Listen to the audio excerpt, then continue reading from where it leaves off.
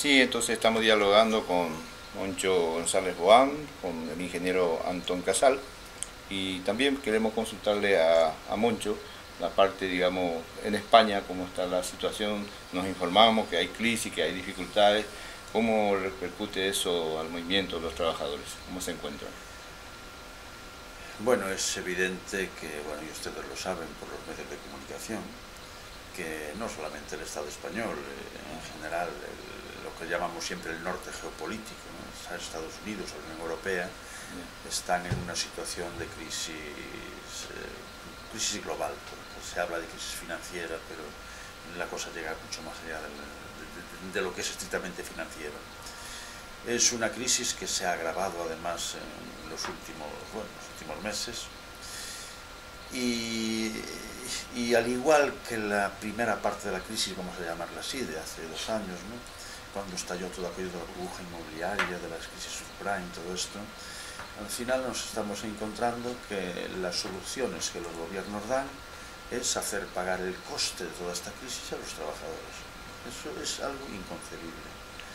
Hacer pagar los rescates de los bancos, hacer pagar la inmensa deuda pública, déficit público que se ha generado para ayudar a los bancos, a bancos que nunca han ayudado a la población, porque al fin y al cabo un banco en nuestros países son bancos privados, que es una entidad estrictamente de lucro, buscando afán de lucro.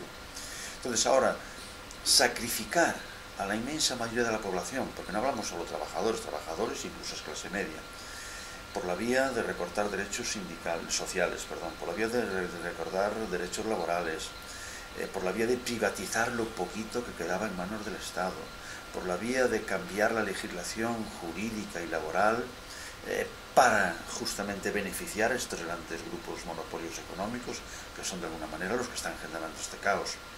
Por la vía, pues por ejemplo, de alargar la edad de jubilación, por la vía de facilitar los despidos libres. Bueno, es una situación realmente muy grave. Y luego, yo no les digo nada nuevo a ustedes, porque ustedes del continente latinoamericano, en los años 80 han estado, y parte de los 90, sometidos a los dictados del Fondo Monetario Internacional, la Banca Mundial, y eso es exactamente lo que está ocurriendo ahora en Europa. Siempre queríamos en el primer mundo, como somos así tan listos en el primer mundo, que eso era cosa del tercer mundo, eso es cosa de África, de Latinoamérica, de Asia. Pues aquellas recetas que veíamos aplicar en otros continentes y que fracasaron, tenemos muy cerquita aquí Argentina, ¿verdad?, sí, con las políticas neoliberales de Menem, o los inicios de todo el neoliberalismo en el Chile de Pinochet, a lo que llevó todo eso. Entonces, todas esas situaciones que en Latinoamérica se fueron superando, hay que reconocer que Latinoamérica vive un momento político muy diferente, impensable hace 10 años, ¿no? En Europa está justo en el proceso contrario. Se están aplicando entre el Banco Central Europeo, entre el Fondo Monetario Internacional y la Banca Mundial, se están aplicando unas recetas para salir de la crisis que además empieza el propio Banco Mundial y el Fondo Monetario Internacional a decir que no se puede ser tan riguroso en el control del déficit, que realmente quizá nos estemos pasando en la medicina. Es que el problema no es que nos pasemos en la medicina, es que están matando al paciente. Es el consumo cada vez es menor, porque claro, los ingresos son menores. Si el consumo es menor, la producción también es menor. Es una cadena que no hay por dónde romperla, ¿no? Entonces realmente la situación es muy delicada, con una situación de, yo no digo revolución social ni mucho menos, pero sí cada vez mayor descontento social, mayor conflictividad social.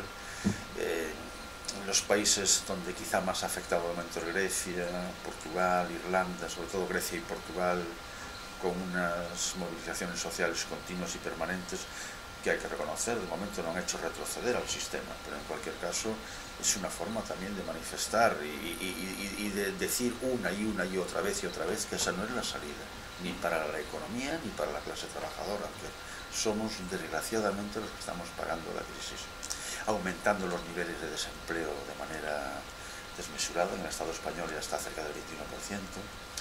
El propio Banco Central Europeo augura que en el próximo año 2012 el nivel de paro llegará hasta el 21,5%. No va a disminuir, va a seguir aumentando todavía. Claro, no aumenta exponencialmente como hasta ahora, pero sí va a seguir aumentando.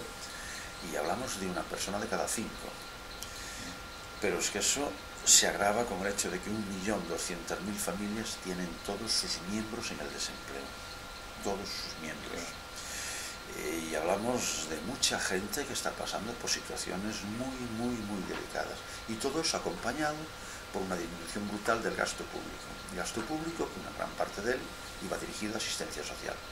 Entonces, por la vía de rebajar el nivel de desempleo, por la vía incluso se está afectando ya directamente a la sanidad y a la educación, la sanidad reduciendo médicos, cerrando servicios de urgencias, aplazando consultas médicas. Estamos en una situación muy delicada, en la que, bueno, pues las organizaciones sindicales evidentemente intentamos combatir esa situación con más o menos fortuna, con más o menos éxito. Tampoco todo el movimiento sindical está unificado en este punto, porque hay organizaciones que piensan que, bueno, hay que ir a la teoría del mal menor, y otros que decimos es que aquí no hay mal menor. El problema es que se nos ahoga por todos los lados. No es un problema menor, es un problema de autodefensa, de necesidad de cambiar. En ese aspecto, Juan, ¿qué nos puede decir de este movimiento que surgió de los indignados? Porque vimos una cantidad de jóvenes que no se ha quedado quieto en este tema. Sí.